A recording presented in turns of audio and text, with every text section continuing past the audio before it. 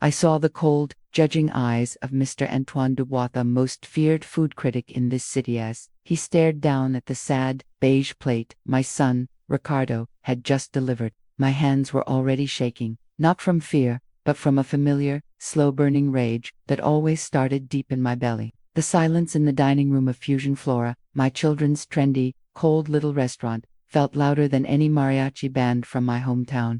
It was the silence of impending death. I was standing just inside the swing door to the kitchen, hidden from the main dining room, but I had a clear view through the small service window. My daughter, Alina, was leaning against the stainless steel prep counter, pale as rice, her chic ponytail wilted. Ricardo, my oldest, had that tight, polite, professional smile plastered on his face, the same smile he'd use when telling me my cochinita pibil was too aggressive for the palate mama. My heart hammered against my ribs, a dull, frantic drum. I had seen that look on Dubois' face before, not here, not in this sterile, modern space, but in a photograph in a magazine Alina had left on the kitchen counter. It was the face of a man who had already passed a death sentence. It lacks soul. I heard Dubois' voice, sharp and dismissive, cut through the silence. The essence of the plantain is lost in this ... concoction. It's safe. Too safe. It tastes like compromise. He didn't even use a full forkful. He just pushed the food around with a bored sigh. Ricardo's smile finally cracked, falling away to reveal pure terror. Alina choked back a sound, covering her mouth with her hand. This place, the one they'd sunk every centavo of their savings and my own modest retirement into, was about to be officially killed by a single sentence in a newspaper. All for the sake of sophistication and safe flavors. They had chased a dream of being accepted by this city's elite, scrubbing away every trace of the vibrant, fiery cuisine that was our blood, our true inheritance. I watched them, my poor, foolish children, paralyzed by this man's power. They had no idea how to fight him, how to save themselves, because they had already surrendered their true flavor long ago. Then, the moment froze. I saw Ricardo take a small, desperate step toward Dubois' table, his mouth opening, probably to offer a discount or a complimentary glass of water, a pathetic, final plea. But before a sound could escape his lips, my eyes shifted. It wasn't Ricardo's shame that stopped me. It was the reflection in the polished silver spoon lying beside Dubois' plate. I saw the kitchen staff huddled in fear, and then I saw myself, Maria, la abuela, in my simple apron, looking like a forgotten relic in this modern tomb. But the reflection showed more. It showed a flicker of fierce memory, the red earth of my grandmother's patio, the rough texture of the matati, and the deep, dark sheen of a perfect, simmering mole. It was an image of pure, untamed flavor, the kind they had forbidden. A sudden, cold calm washed over the hot rage. One knew their safe menu was the sickness. My cooking was the only cure. The question hung in the stale, anxious air. Will they let me save them, or will their pride destroy us all? My mind went back in time, over 20 years of sacrifice that led me to this humiliating instant. I remember standing in the tiny apartment kitchen, wiping sweat from my brow as I cooked 3 meals, one for the catering job, one for my family, and one special plateau forte that I hoped would remind my husband of our first days. When I first came to this country, I brought 2 things, my family's heirloom spice box and a deep belief that hard work meant respect. I cooked for everyone. I worked 3 cleaning jobs so Ricardo could go to culinary school and Alina could study business. They had a dream, Fusion Flora, a place where the fresh local ingredients met the spirit of our heritage, but only halfway. The moment I tasted their first menu proposal, a deconstructed tamale, I knew they were ashamed. "Mama, it's just too rustic, too spicy," Ricardo had said, his voice dripping with condescension. "Our clientele wants clean flavors, not something so heavy." Alina, the business brain, was worse. She managed the finances with a cold, corporate efficiency, making sure my name never appeared on anything, saying, "You scare away the refined diners. Mama, they want French technique, not a roadside fonda." They relegated me to the back, to washing the lettuce, to making the staff meal the real food that smelled heavenly but was never allowed to touch the tables. Their condescension was a slow, daily poison. 2 weeks ago, Alina showed me the books. They were bleeding money, facing ruin, because their bland, inauthentic compromise had failed. They were too proud to change, too scared to embrace the fire they inherited. I offered to cook for a night, my way. They laughed. "Mama, they'd send it back. It's too much. Now, staring at Dubois' bored face, I knew they were wrong, and I was done being dismissed. I hit my emotional rock bottom a week after that condescending laugh. Alina was on the phone with a creditor, her voice shaking, confirming they had until the end of the month. I watched Ricardo quietly take down a large, framed photograph of his culinary school graduation, sliding it behind some old boxes, a gesture of defeat. Later that evening, Alina was filling out bankruptcy papers, crying silent, defeated tears at the kitchen table. When Ricardo saw me hovering, he snapped, "Just go, Mama. You don't understand these things. It's business. You just cook." But in the bottom of my worn-out suitcase, beneath threadbare sweaters and faded photographs, was my salvation. My grandmother's spice box. It wasn't fancy, just a wooden cube, its lid carved with a simple, sunburst pattern, the edges smoothed by generations of hands. I opened it, and the scent that bloomed from within was a time machine. There was the smoky heat of dried chilies from my mother's garden, the earthy sweetness of canela, the complex, citrusy whisper of hoja santa. This box wasn't just a container for spices, it was a vessel for memory, for the very soul of our food. It was the one thing they couldn't deconstruct, couldn't dilute. An idea, fierce and terrifying, began to simmer in my mind. They thought I just cooked. Fine. Then I would cook. But not for them. And not in their sterile, failing kitchen. The next morning, I waited until they had left for the restaurant, two figures hunched against the cold wind of their own making. I put on my warmest coat and walked to the public library. The humming computers and the kind, bored look from the librarian were a world away from the sizzle of a pan, but I was determined. I spent hours there, my fingers clumsy on the keyboard, searching for pop-up restaurant, community kitchen rental, how to get a one-night food permit. The words were foreign, the bureaucracy a dense jungle, but I navigated it with the same stubborn patience I used to bone a chicken or grind maize. I found a place, a community art center, in a part of the city my children would call unrefined. It had a small, functional kitchen, and a hall that could fit maybe 30 people. It was available for this Saturday night. I used the last of the cash I kept hidden in a coffee tin, money earned from selling tamales to construction workers years ago, to pay the rental fee. It felt right, using the seeds of my past labors to plant something new. Next came the invitations. I didn't have a mailing list or a social media account. I had my address book, a little leather-bound thing filled with the numbers of the people I had truly cooked for over the years. I called the mothers from Elena's old school, the janitors I'd worked alongside at my cleaning jobs, the delivery drivers who always got an extra empanada, the neighbors who smelled my moles and pozzoles, and always smiled with genuine hunger. My pitch was simple. It's me, Anita. I'm cooking a real meal on Saturday, at the community center on Elm Street, 7 o'clock. Come hungry. There were no promises of clean flavors or French technique. There was only the promise of food made with hands that remembered. The day of the pop-up, I told Ricardo and Elena I was visiting a sick friend. They barely acknowledged me, absorbed in their own shipwreck. I took my spice box and went to the market, my heart pounding with a mix of terror and exhilaration. I chose each ingredient with a care I hadn't felt in years. Plump tomatoes, deep-colored chilies, a deep, dark chocolate for the mole, fresh herbs that perfumed my fingers. This wasn't a chore, it was a ceremony. The community center kitchen was stark and industrial, but the moment I laid my spices out on the counter, it transformed. The ghost of my grandmother seemed to stand beside me as I toasted the chilies, their aroma a defiant challenge to the bland world outside. I cooked for hours, lost in the rhythm of it, the sizzle of onions, the gentle simmer of the pot, the rhythmic scraping of the malkajit as I ground spices into a rich, fragrant paste. This was not the quiet, shameful work of the fusion Floraback kitchen. This was loud, and messy, and alive. By 6:30, the hall was set with simple tables and chairs, and the air was thick with the scent of roasting pork, cumin, and garlic. I was arranging plates, my back to the door, when the sound of it opening made me turn. My heart sank. It was Monsieur Dubois, the critic, standing there, looking curiously out of place in his elegant overcoat. He sniffed the air, and for a fleeting moment, a look of genuine interest crossed his usually bored face. I was in the neighborhood, following a lead on a new patisserie, he said, his eyes scanning the humble room before landing on me.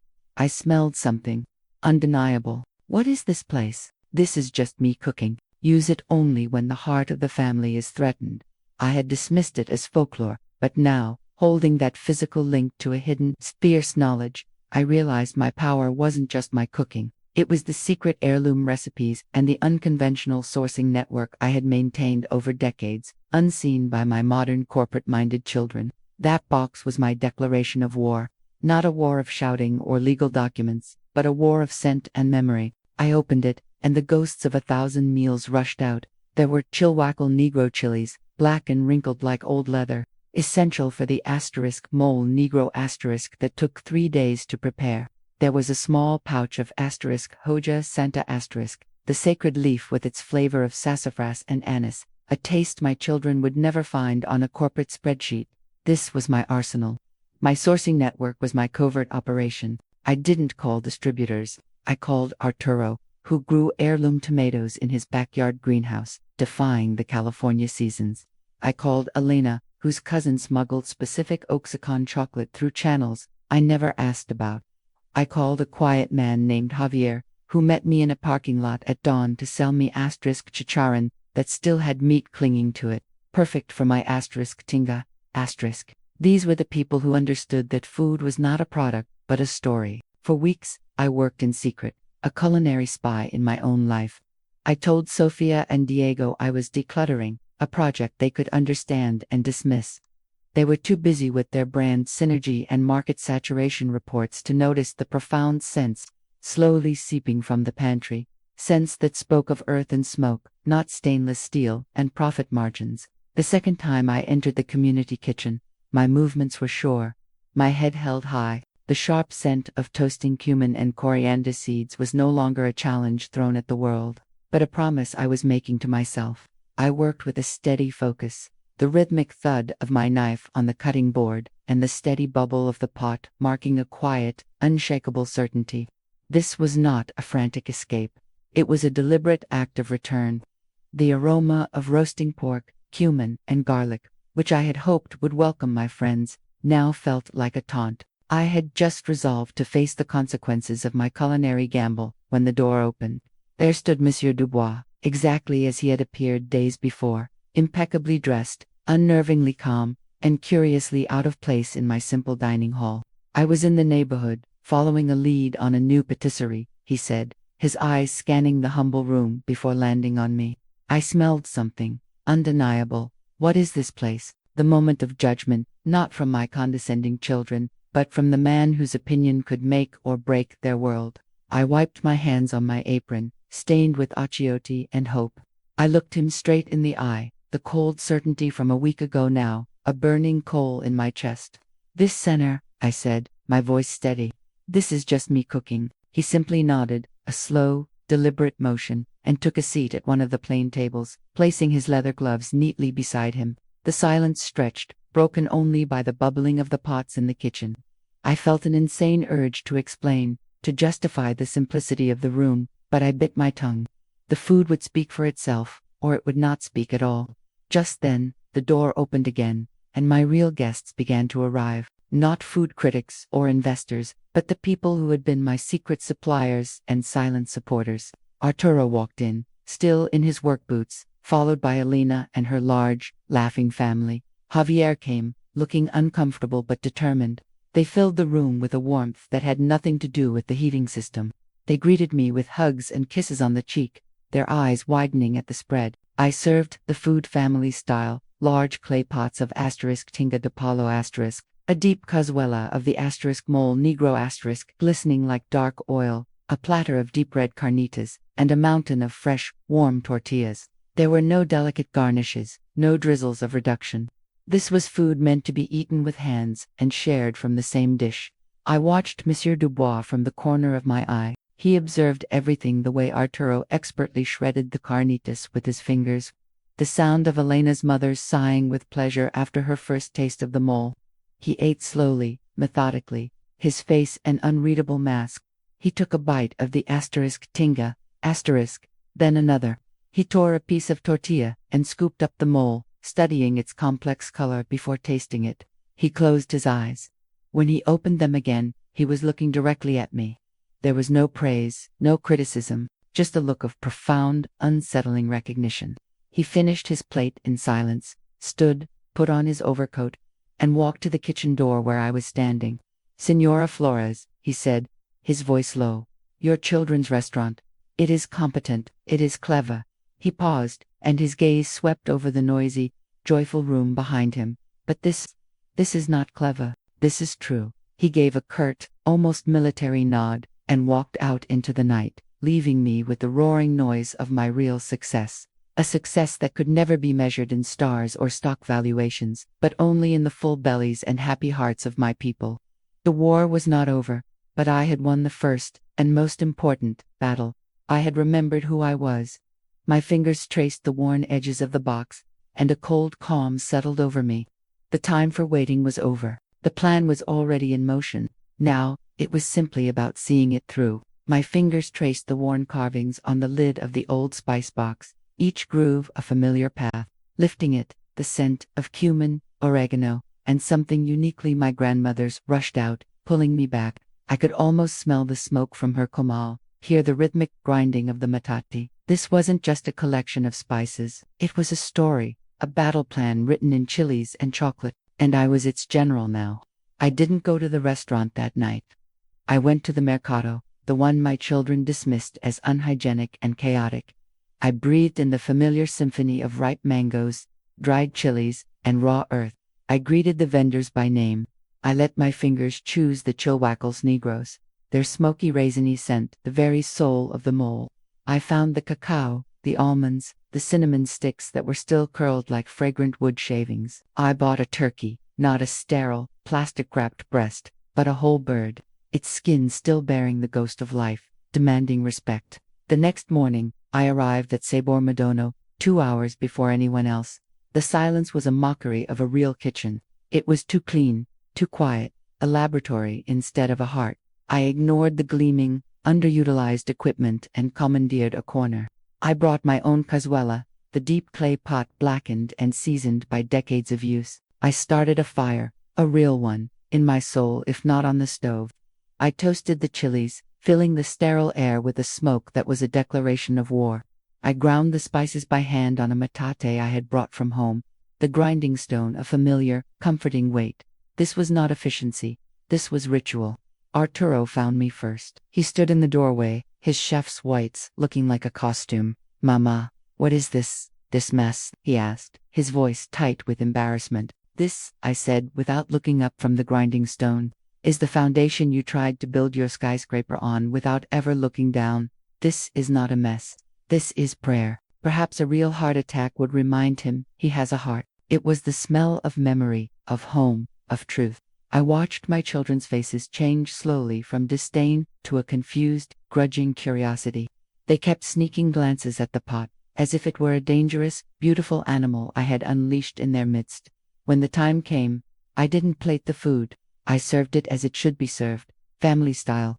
I watched them, these masters of elevated cuisine, fumble with the tortillas, unsure how to eat without a fork and knife. I saw Arturo's chef-trained fingers hesitate before tearing into the carnitas. I saw Elena's critical eyes soften as she tasted the tinga, a flavor I knew was etched into her childhood. And I saw Monsieur Dubois, the arbiter of their fate, close his eyes. In that silence, I knew. The food had spoken a language older and more powerful than any Michelin guide. His words, "This is true," echoed in the silence he left behind. The door clicked shut, and the spell was broken. The room erupted again into the joyful noise of my family. But my children were quiet. They stood there, amid the wreckage of the beautiful meal, looking lost. Arturo was the first to speak. He picked up a piece of tortilla and scooped up the last of the mole from the cazuela. He ate it slowly, his eyes closed, just as Dubois had. When he opened them, they were shiny. "All this time," he said, his voice rough, "we were trying to make food that looked like it belonged in a place like this. But this," he gestured at the messy, glorious table, "this food makes this place belong to *it*. There were still reviews to face, bills to pay, a restaurant to run. But the most important victory was won. I had not just reminded myself who I was, I had forced my children to remember who they were. And as I watched them, humbled and quiet among the clay pots, I knew that this was the only success that would ever truly matter. The real work could now begin. I began my silent investigation. My secret knowledge wasn't just culinary. It was also logistical. For 20 years, I'd cultivated a hidden network of independent, cash-only immigrant suppliers, the people who had the real heirloom chilies, the special spices, the things fusion floras, corporate-approved vendors didn't even know existed. I began making calls, using old contacts and code phrases, not from my menu yet, but to subtly observe my children. The first call was to Old Man Ruiz, whose nephew ran a produce warehouse that serviced half the authentic Mexican joints in the city. I didn't ask for anything. I just asked how business was. "Ah, Flora," he sighed, the sound of a man shuffling papers coming through the receiver, not like the old days. The big accounts. They want everything barcoded and insured. But your boy, the fancy one, he still pays a pretty penny for my special avocados, says there for his eco-conscious clientele. He chuckled, a dry, raspy sound. I just send him the same ones I send everyone else, but I double the price. He never complains. I posed a hypothetical question about cash flow, and she clucked her tongue.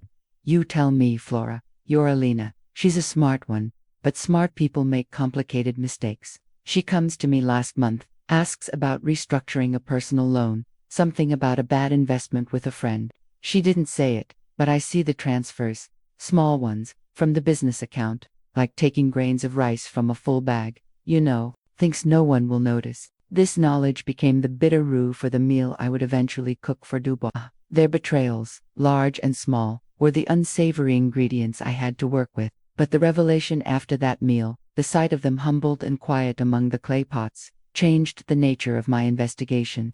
The war was not over, but the battle for their souls had been won.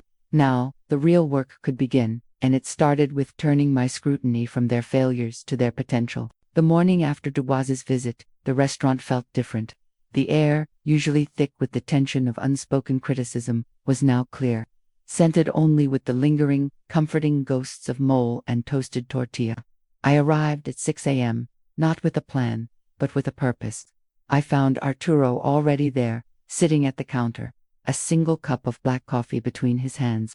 He wasn't on his phone. He was just staring at the stainless steel surface of the pass, as if seeing his reflection for the first time.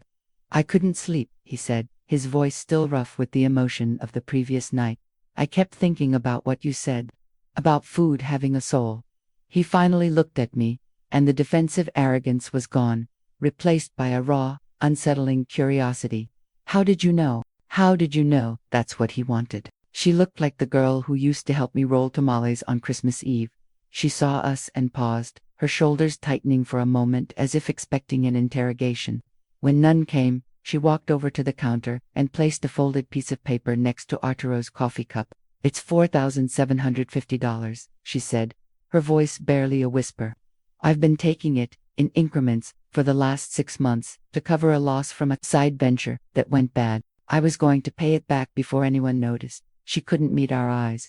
I was ashamed. I thought it was what we had to do to be taken seriously. But first, I walked to the walk-in cooler and brought out a bag of deep blue corn masa I'd sourced from a Oaxacan woman who sold it from her garage. I placed it on the counter with a firm thud. "First, we make breakfast.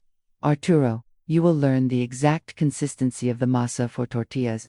Alina, you will find us a new, honest avocado supplier. You will use your talent for numbers, not to hide, but to hunt for value. The restaurant is no longer Fusion Floras, it is just Floras, and from now on, we are not building an image, we are building a home. And everyone who works here, starting with the two of you, will learn what that really means. The real work, indeed, had now truly begun." My unexpected ally emerged in the form of Mateo, the young, overwhelmed sous chef who had been working under Ricardo. He was a second-generation Mexican-American like my children, but he loved our traditional food. He saw the fire in my cooking during staff meals. He came to me late one night in the storage room, whispering, "Maria, they are destroying the kitchen.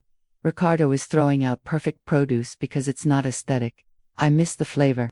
I trust your hands." Mateo, who Ricardo saw as just another low-paid worker, became my eyes and ears inside the kitchen, relaying the menu changes, the supply orders, and the internal politics. He wasn't helping me for money, but for the honor of the cuisine he felt they were betraying. That alliance was forged in the quiet hours after Arturo and Alina had left, the scent of my blue corn tortillas still hanging in the air like a promise.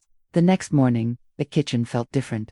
The air, usually thick with a tense, performative energy, was now charged with a raw, uncertain potential. Arturo was at his station, not with the flamboyant arrogance of a celebrity chef, but with the quiet focus of an apprentice. A bowl of the deep blue masa sat before him, and he was slowly adding water, his brow furrowed in concentration. "It's not like the fine flour," he muttered, more to himself than to me. "It has a life of its own. You are asking it to cooperate." Arturo, Ruiz's company just invoiced us for premium selection avocados at a 40% markup. The shipment we received yesterday, half were bruised. "I'm finding a local Copen Oxnard that supplies the best restaurants in Santa Monica. Their prices are honest." He'd sidle up to me during the pre-lunch prep, his voice a low murmur under the clatter of pans. "Ricardo is panicking," he confided one afternoon, while I showed Arturo how to shape the tortillas without tearing them. "He knows the investors are coming for a progress review next week. He's planning a conceptual 7-course tasting menu. Deconstructed mold that looks like an abstract painting. He's ordering gold leaf and liquid nitrogen. Let him panic. Let him build his towers of air and gold leaf. We were building with brick and mortar, with corn and fire." The real test came a few days later. Ricardo, in a flurry of self-importance, had decided the kitchen needed a purge of inauthentic elements. I was in the walk-in, organizing the new delivery of avocados from Elena's Oxnard Creamy, perfect Hass avocados that smelled of rich earth. When I heard his voice, sharp and dismissive. "What is this peasant masa doing on my counter?" "This coarse, blue stuff, it looks like mud. Toss it. It is mine." A lowly sous chef had never dared to challenge him. I saw the calculation in his eyes, the investors, the upcoming review, the mutiny simmering in his own kitchen. Arturo chose that moment to press the tortilla onto the hot comal. A hiss filled the silence, followed by the most beautiful, primal aroma toasty nutty, ancient. He flipped it with his fingers, a move I'd taught him that spoke of respect for the heat. When he pulled it off, puffed and speckled with brown, the sight was more powerful than any argument. Ricardo looked from the perfect tortilla, to Arturo's resolute face, to Mateo's defiant stare, and finally to me. He saw the foundation of his authority crumbling.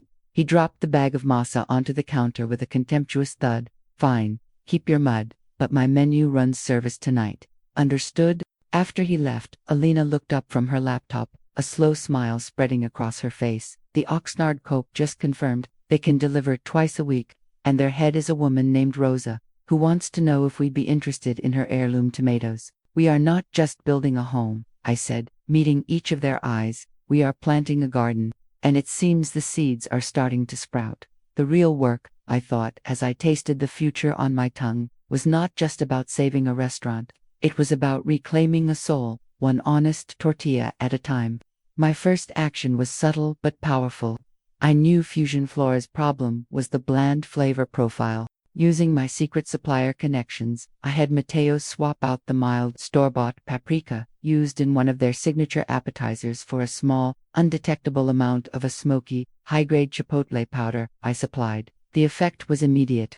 The customers didn't complain that it was too spicy, but for the first time in months, a few tables sent back compliments. "This has an incredible depth, and what changed? It tastes alive." Alina and Ricardo dismissed the feedback as a fluke, focusing only on the slightly higher food cost. Their inability to recognize a true flavor improvement and their casual dismissal of customer praise proved to me how blind their arrogance had made them.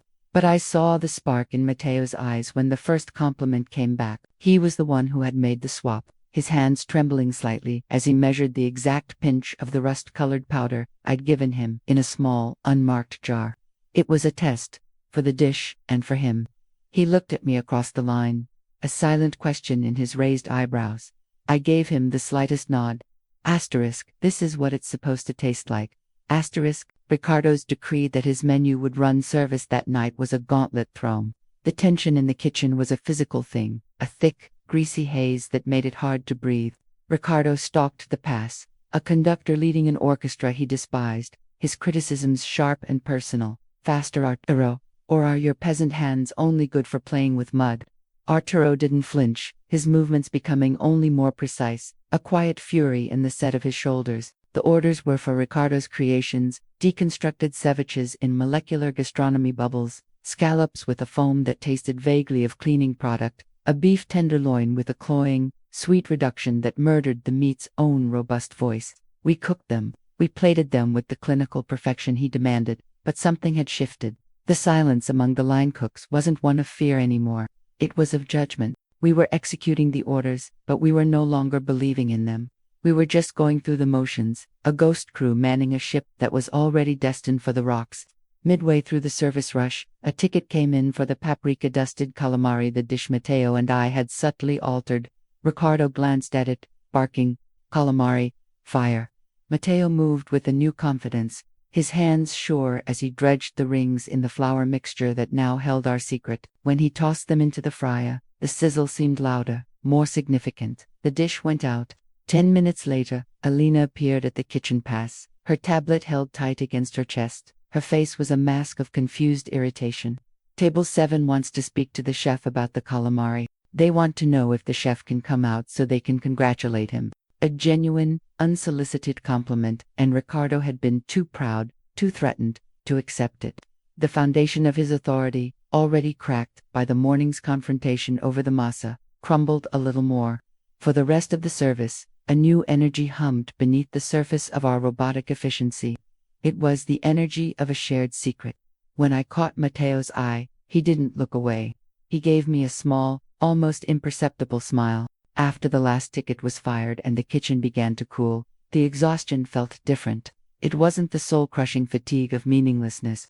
It was the honest weariness of a battle fought, with a small but significant victory won. As we wiped down the stations, Arturo nudged me and pointed to the corner where the bag of Ricardo's white masa sat, untouched. Next to it was the clay pot containing the last of the nixtamalized corn, the kernels swollen with potential. "Tomorrow," Arturo said, his voice low, "we make the salsa for the family meal with that." It wasn't a question. I nodded. Tomorrow? It was a transaction, a piece of business. But in the context of this war, it felt like a treaty. She was bypassing Ricardo. She was talking to me. I folded the paper and put it in my pocket, the weight of it feeling like the first solid stone in the garden wall we were building. The real work had begun.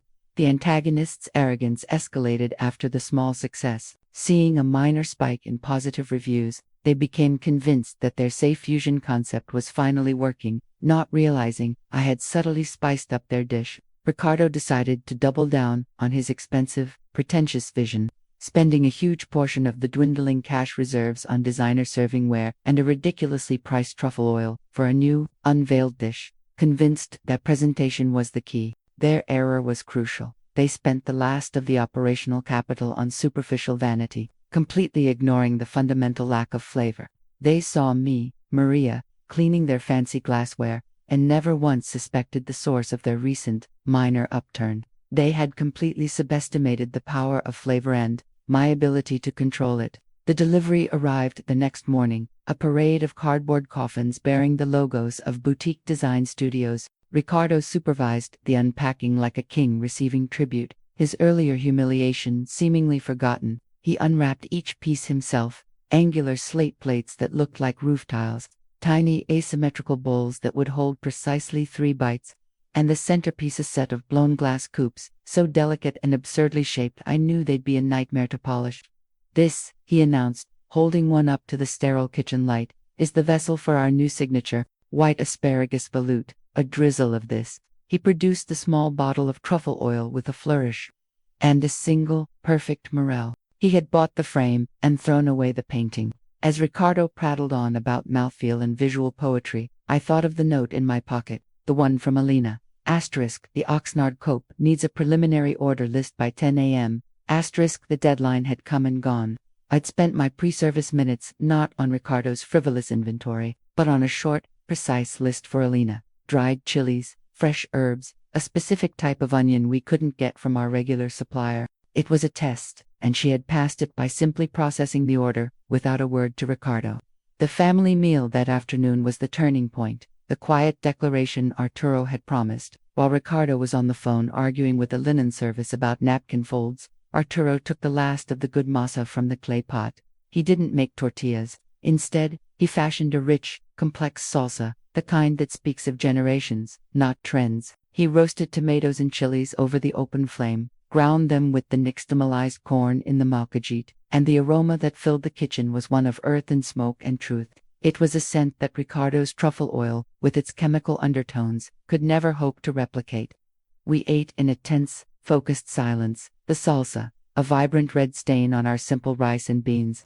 It was a communion. Every spoonful was a rejection of the bland, polished world Ricardo was trying to force upon us. Mateo caught my eye and gave a slight, satisfied nod. The dishwasher, Carlos, who usually ate quickly and left, lingered, mopping up the last of the salsa with a piece of bread. The message was received. This was real food. This was our food. The dinner service was a study in contrasts. On the pass, Ricardo's new plates looked cold and severe, the food arranged with a fussy precision that seemed to suck the life out of it. He was a conductor leading an orchestra of robots, every movement dictated by his rigid score. But in the trenches, our rhythm had changed. A new, unspoken communication flowed between Arturo Mateo and me. A raised finger from Arturo meant I should add an extra pinch of the toasted, ground cumin we kept hidden. A glance from Mateo told me he was layering more of the complex chili paste into the braising liquid. We were seasoning by instinct, by memory, by a shared desire to make the food taste like something, anything, real. We were careful, of course. We never went so far as to trigger Ricardo's suspicion. The changes were subtle, adjustments a skilled cook would make to compensate for inferior ingredients, but the effect was cumulative. I watched the plates leave the kitchen, Ricardo's pretentious sculptures now vessels for food that actually had a soul. The waitstaff, who had become accustomed to the blank stares of disappointed customers, started returning to the kitchen with a different energy. Table 6 said the short rib was incredible. One of them whispered to me, a flicker of genuine surprise in her eyes. Ricardo, however, saw only what he wanted to see. He mistook the quiet efficiency for submission, the positive comments for validation of his genius. He strutted through the kitchen, complimenting himself on the refined palate of the new menu. His arrogance was a shield, and behind it, he was blind. He didn't see the secret smiles we exchanged when his back was turned. He didn't understand that the foundation of his authority wasn't just cracked. It was being actively hollowed out from beneath him, replaced by something far more durable and ancient. That night, as I wiped down the pristine, ridiculous glassware, I didn't feel like a maid in a tyrant's castle. I felt like a saboteur polishing the enemy's weapons, knowing full well they would soon be turned against him. The real work had begun, and it wasn't just about saving a restaurant. It was a reclamation. Every dish we subtly corrected, every flavor we coaxed back from the brink, was a stone added to our wall, a piece of our garden reclaimed from his concrete. He had spent his last coin on a beautiful, empty shell. We were filling it with a heartbeat. I used their vanity-driven error to set the trap. I knew the truffle oil splurge meant they were completely out of reserve cash. Simultaneously, using the information Mateo had given me about their supply schedule, I quietly began ordering my special ingredients through my hidden network, scheduling the deliveries for the restaurant's back door at times when only Mateo and I were present. Expensive, rare chilies, the peloncillo, the special seeds. My goal was not to replace their entire menu, but to be ready for one single, catastrophic moment. I set my gaze on the empty space on the line where my massive, copper mold pot used to sit, planning to use their inevitable collapse to force the introduction of my power. The catalyst arrived on a Tuesday, in the form of a man named Arthur Finch. Mateo, who'd been a busboy at half the fine dining spots in the city, saw him first. He nudged me as we were prepping mise en place. Heife, he whispered, nodding toward the dining room. That's Finch, food critic, not the one who writes flowery paragraphs for the Sunday magazine. The one whose blog can empty a restaurant in a month. He's a ghost. No one ever sees him coming. He was too busy micromanaging the placement of microgreens on a plate of his signature deconstructed beet salad, a dish that tasted as emotionally resonant as wet cardboard. The service started, and the kitchen descended into its usual state of controlled panic under Ricardo's command. But tonight, the air was different. It was charged. We all knew, without a word being spoken, that every plate going to table 4 was a landmine. I watched, my hands mechanically searing scallops, as Ricardo's dishes left the pass. The scallops, perfectly seared but seasoned with a timid hand that refused to offend. The short rib, tender enough but sauced with a reduction so strained and refined it had lost all its soul. I had done my best, adding a pinch of smoked salt to the scallop's brown butter, a whisper of star anise to the braising liquid of the rib, but it was like putting a single vibrant thread on a gray tapestry. It wasn't enough. Not for Arthur Finch. Halfway through the service, the blow fell. Ricardo was preening over a deserter white chocolate sphere that melted when a warm anglaise was poured over it to reveal more white chocolate. It was the culinary equivalent of a shrug. Serena, our most seasoned server, approached the pass. Her face was a carefully neutral mask, but her knuckles were white as she gripped her notepad.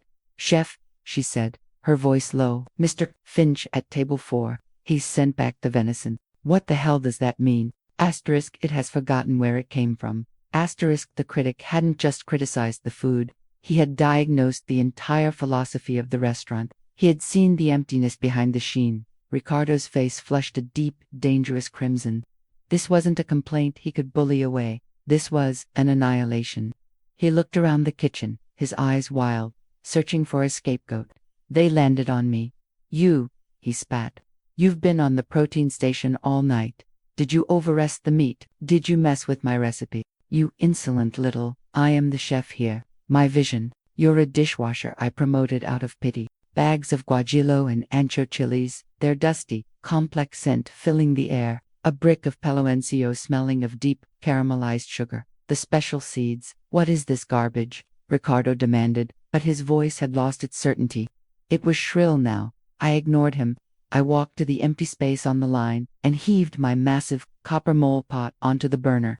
It rang out with a clear, resonant tone, a sound that had been absent from this kitchen for too long. The entire staff watched, mesmerized. "Mateo," I said, my voice ringing with an authority I didn't know I possessed. "Toast the chilies, gently. You know how." He moved without hesitation. I turned to the rest of the team, their faces a mixture of shock and dawning hope. "We have a critic at table 4 who thinks our food is lonely," I announced. "So we're going to introduce him to my family. We're going to make him a mole that has more friends than he can count." The shadow of impending closure had loomed over them for weeks, a threat made terrifyingly real by the morning's final notice from the bank and the news of Ricardo's investor pulling out. Now, as they set a table with a desperate, last-minute hope, Alina rushed into the back, her eyes wide with frantic excitement. "Mama Dubois is at table 4. He's alone. We didn't expect him. We have to be perfect." She didn't ask me for help. She just panicked. I knew the moment had arrived. The stage was set for their final, inevitable failure, which was, in my plan, the precise moment for my intervention.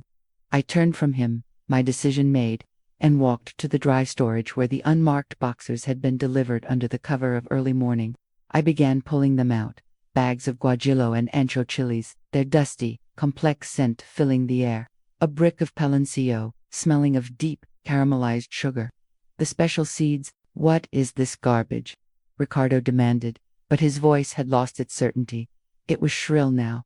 I ignored him.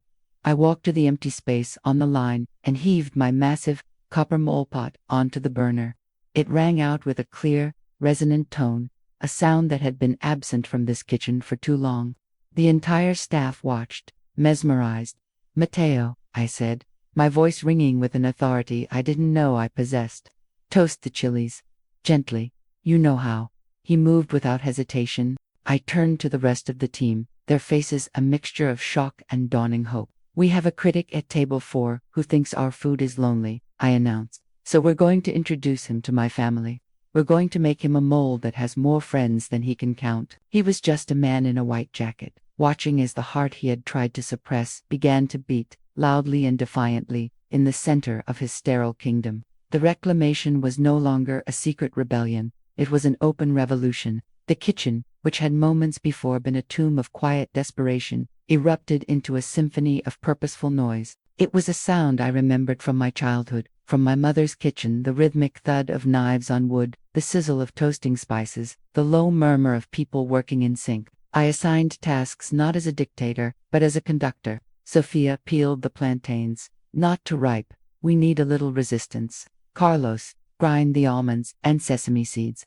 I want to smell their oil." They jumped to it, a new energy coursing through them. They were no longer just executing Ricardo's rigid instructions, they were contributing to a story. I approached the stockpot where a bland, serviceable chicken broth simmered. Without a word, I began adding the vegetable scraps we always saved: onion skins, carrot tops, celery leaves, the very things Ricardo deemed unfit for his pristine consomes. I threw in a handful of the special seeds, the ones my mother mailed to me from Oaxaca, seeds that held the memory of our land's sun and soil. The broth began to transform, its aroma deepening from something generic into something with a soul. Alina stood by the pass, her hands fluttering nervously. Mama, the blogger. He's already been served the amuse-bouche, Ricardo's sea urchin foam. Dubois hasn't touched it. Into the malcajete, the volcanic stone mortar that was my birthright, went the toasted chilies, the garlic, the charred tomatoes. I ground them with the tejolat, the rhythm of prayer. My hands remembered, even when my mind was tired. This was the foundation. This was the truth. Each circular grind was a repudiation of the immersion blenders and chemical emulsifiers that had stolen the texture, the soul, from our food. Ricardo finally found his voice, a thin, reedy thing. You'll ruin everything. This peasant food has no place here. Dubois will eviscerate us. I added the ground nuts, the broken pieces of palancillo, the bitter chocolate, and finally, ladle by careful ladle, the transformed stock. The mixture bubbled, thick and dark, a universe of flavors collapsing into one another, finding harmony in the chaos. The kitchen fell silent again, save for the low, volcanic burble of the mole. We all watched it, this living, breathing thing we had created together. It was the color of midnight, but it shimmered with a deep, reddish light. I dipped a spoon in, blew on it gently, and tasted. It was home. It was my mother's laugh, my father's stories, the dust of the market at noon, the cool of the evening church steps. It was not lonely. It was a celebration. Alina, I said softly, clear Dubois's table. Take away everything. Tell him the chef has prepared something new, something just for him. It was about reclaiming it. As she left, I turned to the team. We are not just serving a dish. We are serving a memory. We are serving a place, plated simply. A piece of the confit duck, the mole poured over it with generosity. A fresh, warm tortilla on the side. Nothing else. We saw the critic, a man with a notebook and a perpetually skeptical expression, look up in surprise as his Hoffiton foam-topped dishes were whisked away. He said something to Alina, who simply smiled and nodded toward the kitchen. His eyes met mine through the glass. I didn't look away. I held his gaze as my mole, my revolution, was placed before him. He leaned forward, inhaling the complex aroma. He picked up his fork, and for a long moment, he just looked at the dish, as if deciphering a map. Then, he took a bite. He didn't write anything down. He simply closed his eyes, and in the sudden, breathless quiet of the kitchen, I saw it. A single, unexpected tear traced a path down his cheek. The reclamation was complete. A energia da nova lá matriarca era palpável. Sussurro animado de clientes felizes, que substituía o silêncio tenso de antes. Observando da janela da cozinha, vi Dubois provar uma colherada do verdadeiro mole negro da vovó. Seu olhar antes de desdém se arregalou com um assombro genuíno. Sorriso tranquilo tomou conta de mim. Esta não era uma vingança, mas uma afirmação. Enquanto Ricardo, agora meu sório, cumprimentava os comensais com um orgulho renovado, senti o perfume das especiarias tostadas no comal, como um abraço. A memória não era mais um fantasma, mas o alicerce de tudo que havíamos reconstruído juntos. The air in the kitchen, once thick with the sterile scent of sous vide and chemical foams, shifted the moment my fingers brushed against the dried chilies. It was a physical change, as if the very molecules realigned themselves to an older, truer frequency. The ghost of my grandmother, Mama Innes, seemed to materialize at my shoulder, her phantom hands guiding mine. I ignored the wide-eyed stares of the young cooks, their knives hovering over perfect brunoise. They saw an old woman in a simple dress, an intruder in their temple of modernity. They did not see the general I had once been, marshalling my forces for a final, decisive battle. Ricardo reached me first, his voice a frantic hiss. "Mama, what are you doing? You can't be in here. This is a disaster." The heat released their aroma, a smoky, earthy perfume that was the antithesis of the safe compromise Dubois had just condemned. "The disaster," I said, My voice calm but carrying across the suddenly quiet line, is on that plate. I am here to correct it. He is a man starving for a truth we have forgotten how to serve. This wasn't just a list of ingredients. It was an incantation. I commandeered a corner of the massive stainless steel station, creating a small island of tradition amidst the gleaming chaos. I worked not with the frantic, panicked energy of the kitchen, but with a slow, deliberate rhythm that belonged to another time. I ground the spices in the malkajit, the rhythmic scrape of volcanic rock against rock, a sound so ancient it silenced the hum of the walk-in cooler. I didn't need a recipe. My hands were the recipe. The weight of the sesame seeds in my palm, the exact number of almonds it was all written in the memory of my muscles. When the time came to blend the paste, I didn't reach for the high-powered Vitamix. I used the old, heavy metate Ricardo had kept as a decorative, sentimental relic on a high shelf.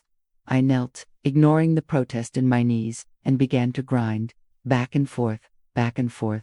It was a prayer. With each push, I ground in my father's voice, telling stories under the jacaranda tree. With each pull, I ground in my mother's laughter, echoing through our sun-drenched courtyard. I ground in the dust of the market, the scent of ripe mangoes, the cool shadow of the church, the warmth of 1,000 shared meals. This was not just mole. It was my life, reduced to its most essential, flavorful essence.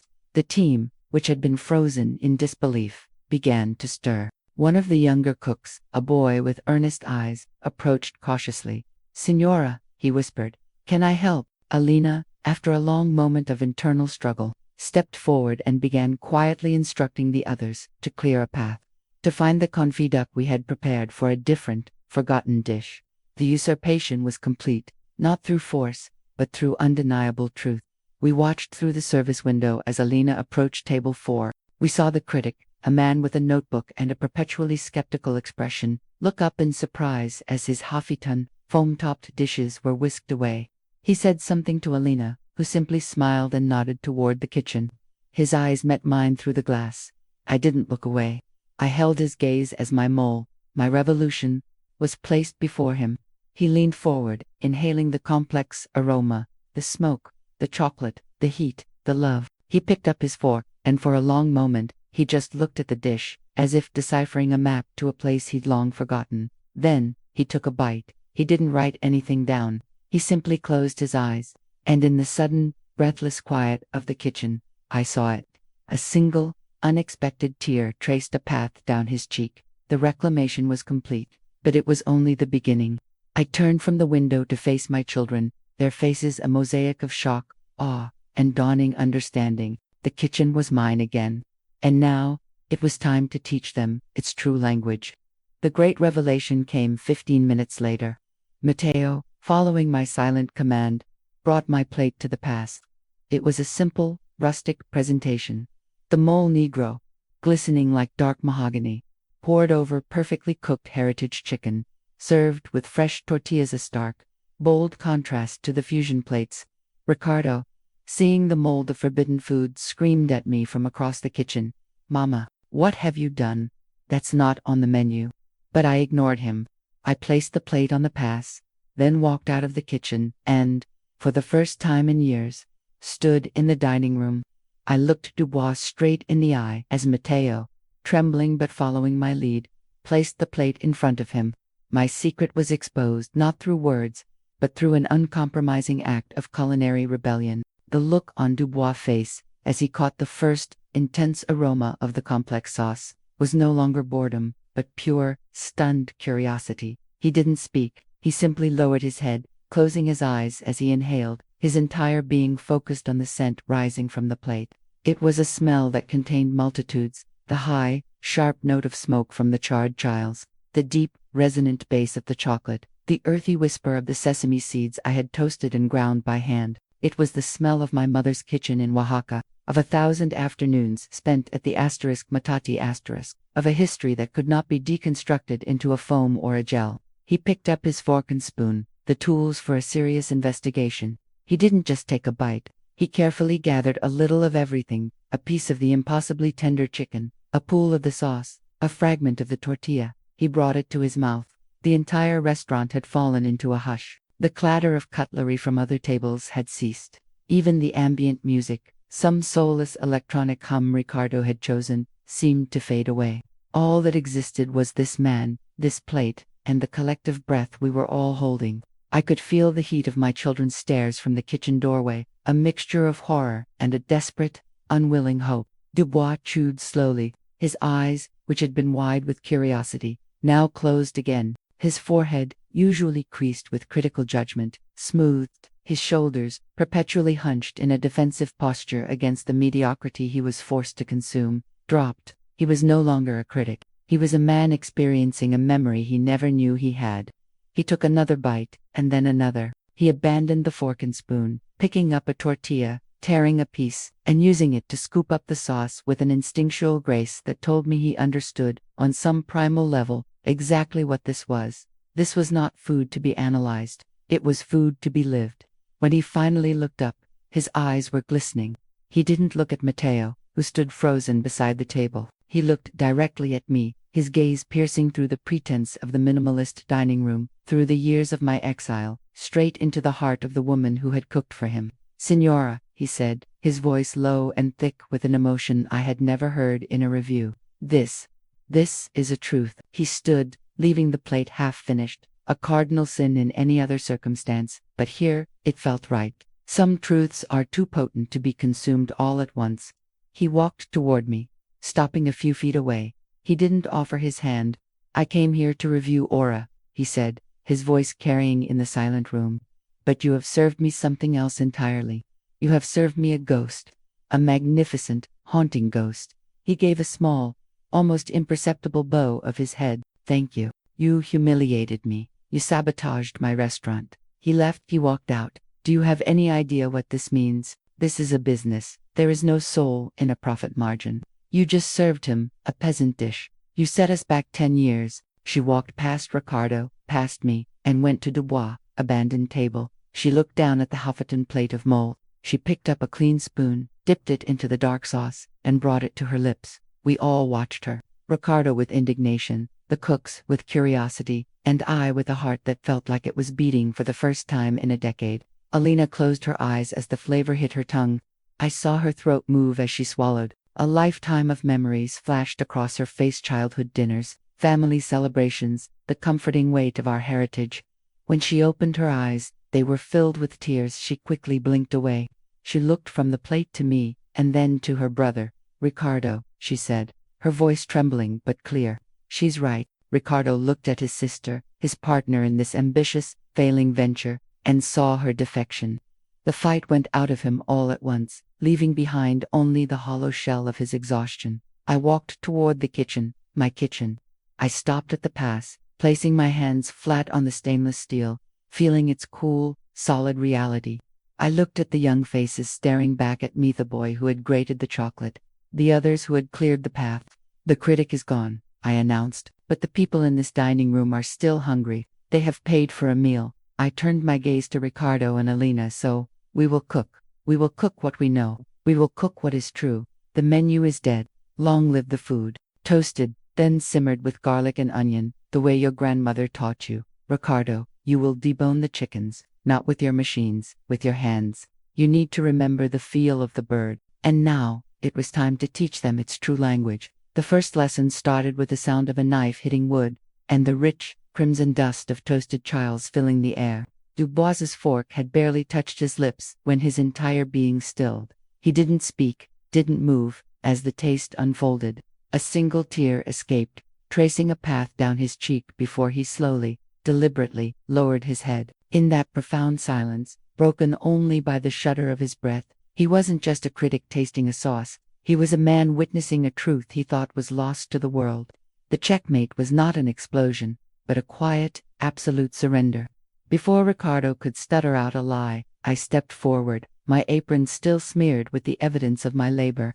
"I made it," I stated clearly, my voice ringing with an authority I hadn't felt in a decade.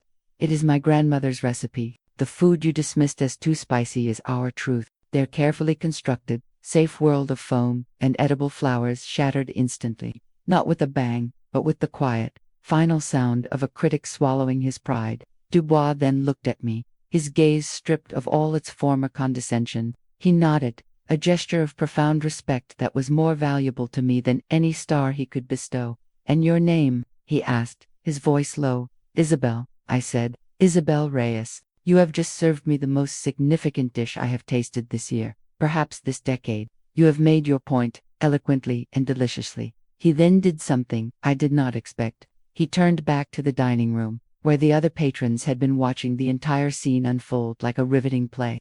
"Ladies and gentlemen," he announced, his critic's voice projecting effortlessly, "it appears we have been granted a rare privilege tonight. The true chef has taken command of the kitchen. I suggest you prepare for an experience." The kitchen was mine again, but it was a foreign land, occupied by hesitant, defeated soldiers. Ricardo stood by the sink, staring at his reflection in the stainless steel, his face a mess of shame and confusion. Alina hovered near the walk-in, looking lost. "Ricardo," I said, my voice softer now, but no less firm, "debone the chickens with your hands." I watched as he tentatively picked up a bird. His movements were clumsy, all thumbs, a far cry from the fluid butchery I had drilled into him as a boy. He was trying to remember a language he had forced himself to forget. I moved to his side. "Not like that," I said, not with criticism, but with instruction. I placed my hands over his, guiding them. "Feel for the joint. It gives willingly when you find it. Don't fight the bone. Guide your knife. Respect the animal that gave it." His hands were cold. Mine, from decades of heat, were warm. Under my touch, I felt a tremor go through him, and then a slight relaxation, a memory, perhaps, of standing on a crate next to me in our first, tiny kitchen. Across from us, Elena measured rice into a pot, her movements precise but robotic. "Elena," I called out, "are you toasting it? You cannot just boil it. You must toast the grains first, in a little oil, until they smell nutty, until they turn the color of weak tea. That is where the flavor begins. That is what your abuela Conchita taught you. Have you forgotten the smell?" I saw her lean over as the oil heated, and when she tossed the grains in, a faint, familiar aroma rose from the pan. A small, genuine smile touched her lips for the first time that night. She remembered. This was the teaching. Not just the commands, but the reminders of the asterisk, why asterisk, the sensory memories embedded in every step. I left them to their tasks and turned to my own. The asterisk child's guajillos asterisk waited for me, their deep red a promise of warmth and complexity. I toasted them lightly on the asterisk comal asterisk, filling the air not with the sterile scent of liquid nitrogen, but with the rich, earthy perfume of my childhood. The crimson skins blistered slightly, releasing a fragrance that was like opening a book of family history. I soaked them in warm water, feeling them soften and come alive again. Then, I began the salsa. Into the blender went the softened chiles, garlic, a whisper of cumin, a pinch of oregano we grew in pots on the fire escape. I blended it into a smooth, vibrant puree. The sound was the true soundtrack of this kitchen, not the whir of a packagette. I fried the sauce in a pot until it deepened from bright red to a brick-colored asterisk, Colorado asterisk, the oil separating and rising to the top, a sign it was ready. Ricardo brought me the chicken, now expertly jointed. The pieces went into the salsa, sizzling as they hit the hot, fragrant liquid. I added water, lowered the flame, and covered the pot. Now, we waited. Now, the magic happened slowly, without fuss. I looked around. The kitchen was no longer silent. It hummed with purposeful activity. The young dishwasher, Miguel, was now carefully washing cilantro. The pastry chef, a quiet young woman named Sofia, was watching me, her eyes wide. I caught her gaze and nodded toward a bag of masa.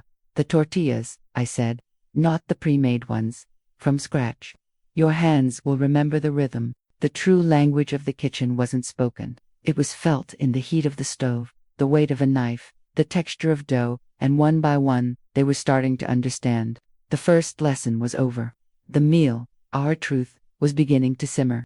The silence in the apartment that night was different from the kitchen's quiet. It was heavy, filled with the unspoken words that had been simmering for years. Ricardo and Elena sat across from me at the small table, the ghost of Dubois Review hanging between us like a third presence. The Review had been a lifeline thrown to a drowning man, but it was a rough rope, scraping their pride raw on the way to safety. Alina spoke first, her voice a fragile thing, stripped of its usual managerial crispness. "The reservations, they're booked solid for 3 months. The phone hasn't stopped." She wouldn't look at me, her gaze fixed on the grain of the wood table, as if reading her fate in it. People are asking for you. Specifically, he had admitted to taking out a second loan against the restaurant. A desperate gamble to fund Elena's vision of modernist equipment, a gamble that had nearly cost us everything. The weight of that failure bowed his shoulders. They want the mole, Elena continued, her voice barely a whisper. They want what you made. Finally, she lifted her eyes to mine, and I saw it there, the most difficult ingredient she'd ever had to swallow: humility. Mama, she said, the word sounding foreign on her tongue, a relic from a childhood she'd tried to outgrow. We need you. The restaurant needs you. Please, will you take over the kitchen? We cook with fire, with time, with our hands. We respect the ingredients. I see what I almost destroyed. The title, coming from her, felt earned. Miguel was carefully sorting through a crate of tomatillos, his movements deliberate.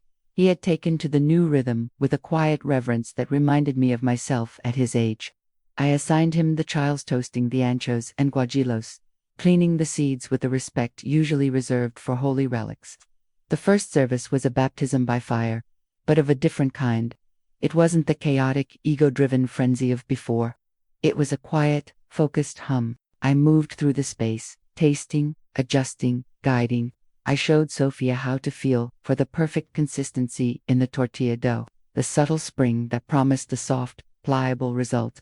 I taught Miguel the exact moment the garlic had toasted enough in the dry skillet, before the bitterness could set in. Elena appeared at the pass, her tablet in hand, but she held it differently now, not as a shield but as a tool. Table 6 wants to know the story behind the mole, she said, her tone hesitant. I looked at her, the daughter who had spent a decade trying to erase the very story she was now being asked to tell. Tell them, it's your abuela's recipe, I said gently. Tell them, it's a taste of Oaxaca. Tell them the truth. Ricardo, in the dining room, was a revelation. I watched him through the service window.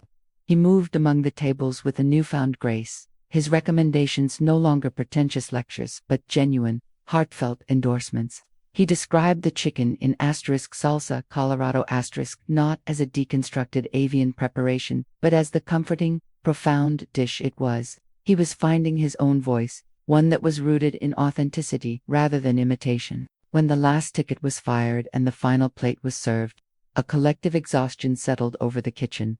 But it was a good exhaustion, the kind that comes from honest work. Sophia was wiping down her station, a smear of masa on her cheek. Miguel was meticulously scrubbing the pots, the rich, brick-red stain of the salsa clinging to the sides. Elena came back into the kitchen, her posture softer. She didn't say anything, just picked up a cloth and began helping Miguel. Ricardo followed, carrying a bottle of good tequila and 3 small glasses. He poured one for me, one for himself, and one for Elena. He raised his glass. His hand was steady. To the chef, he said, his eyes holding mine. To our mother. It praised the sudden, shocking introduction of a hidden culinary genius, lauded the uncompromising, cataclysmic flavor of Maria's mole negro, and awarded the restaurant a surprising, unofficial, star-worthy mention, effectively saving it from bankruptcy. But the review ended with a pointed observation. It warned the young owners, Ricardo and Elena, to step aside and let the matriarch reclaim her heritage. Elena had to swallow her pride and beg me to formally take over the kitchen. Ricardo, his professional identity ruined, confessed to his financial recklessness, forcing him to admit he needed my practical wisdom. They had to learn the hardest lesson: humility tastes stronger than arrogance. And as I stood there in my reclaimed kitchen, surrounded by the quiet, satisfied sounds of my team, my family, knew that the most important meal, the one that would truly sustain us, had finally begun to cook. The final scene is set 6 months later, in a completely transformed space. Fusion Flora is now La Matriarca, its menu a celebration of my too spicy heirloom cuisine. I am no longer an invisible washer of lettuce but the chef-owner, commanding the bustling kitchen with calm authority. The gleaming copper pot for the mole sits proudly on the main stove.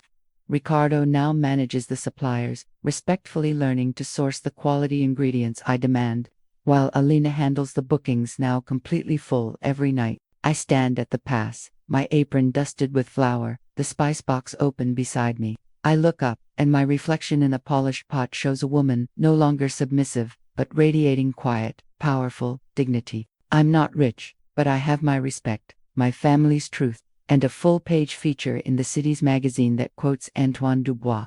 Maria's mole is a 5-star journey back to the soul of cooking.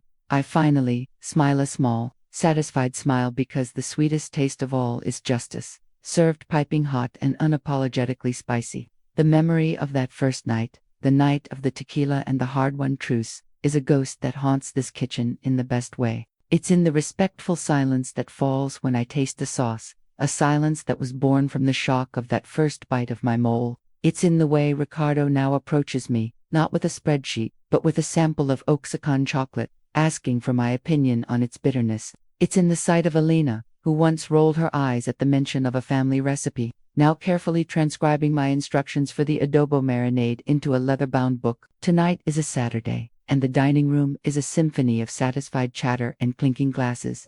The air is thick with the scents of my childhood toasted chilies, simmering pork, the earthy perfume of corn masa. Sophia, my steadfast ally, is at the griddle, her hands a blur as she shapes perfect tortillas. Miguel, having traded scrubbing pots for managing the saute station, gives me a quick nod, his face set in concentration.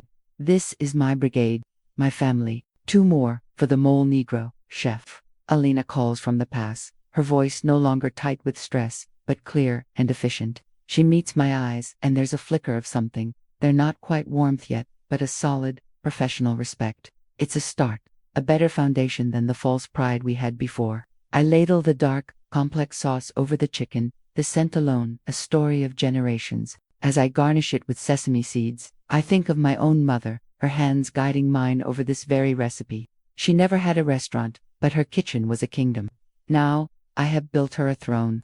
The swing doors to the dining room burst open and Ricardo walks in, holding a single, perfect white truffle, cradled in his palm like a jewel. From the new forager in Oregon, Mama, he says, his voice softer than the arrogant boom it used to be. He guarantees the quality. I told him we would only accept the best for La Matriarca. He says the name with a hint of pride, no longer seeing it as a demotion, but as a badge of honor. This is his penance and his redemption, to ensure the integrity of every ingredient that crosses our threshold. He has learned that a restaurant's soul is not in its profit margin, but in the quality of its chiles. I inspect the truffle, its aroma a deep, earthy promise. Good, I say simply. Shave it thin over the hutla kosh risotto. Just 2 orders tonight, let them ask about it tomorrow. A small, strategic scarcity, something the old Ricardo would have dismissed as bad business. The new one simply nods, understanding the theater of desire that true cooking requires. Later, during the lull between services, I walk through the dining room. The walls, once a sterile white, are now a warm terracotta, adorned with black and white photographs of my family, of my village's market. The patrons are not the trendy, fickle crowd of the Fusion Flora days. They are people who take their time, who close their eyes after the first bite. At a corner table, an elderly couple shares a plate of enchiladas and salsa verde. The woman catches my eye and gives me a slow, appreciative smile, a silent communication between those who understand the language of food. This is the respect I craved. Not fame, but this quiet, profound recognition. Back in the kitchen, I find Alina at my spice box, her fingers hovering over the compartment holding the dried chilies diarbol. I can never remember if you add these before or after the guajillo, she murmurs, almost to herself. For a moment, I see the little girl who used to sit on a stool, watching me cook, her eyes wide with curiosity, before the world told her there was more glory in a business degree. The hardness around her mouth has softened. After, I say, coming to stand beside her. The árbol is too impatient. It will shout over the guajillo's song if you let it in too early. You must let the deeper flavors settle first. I take a guajillo, rub it between my fingers. It's about timing and respect. The night ends, as it always does now, with the team sharing a simple meal before cleanup. We sit around the central prep table, exhausted but united. Sophia talks about her son's school play. Miguel argues good-naturedly about football. Ricardo discusses a new organic bean farmer he wants to visit. Alina is quiet, but she listens, and she stays. I look at them, my children, my staff, my second chance. The review saved the business, but this daily ritual of shared work and shared food is what saved our family. The consequences I set in motion were indeed a necessary humbling. A bitter medicine that cleared the palate for this, the main course of our lives. The sweetest taste is not just justice. It's this. It's peace. It's a kitchen that finally feels like a home, filled with the lingering, beautiful smoke of everything we had to burn down to rebuild.